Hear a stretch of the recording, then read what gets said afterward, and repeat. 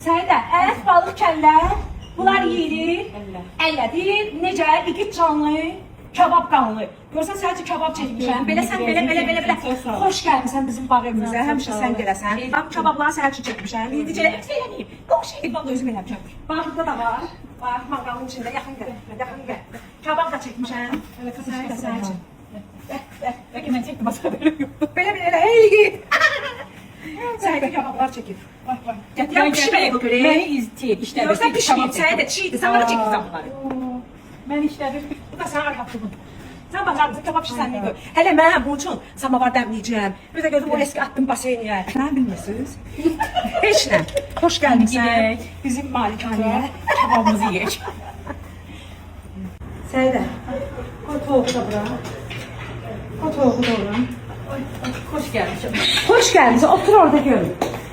Əziz TikTok və Instagram dostlarımız kimi ürək çəkir.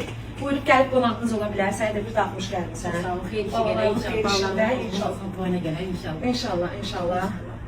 Yəni Allah Muhammed can sağlığı versin. Eziyet çekip ama. hamı əziyyət çəkib, əziyyət çəkən də, yiyən də, alan da, getirən də, pişirən də hamı sağ olsun. Çok sağ olun. Naşka, maçito. Əsas adı Naşka, burada da naşkadır dirəkdə. direkt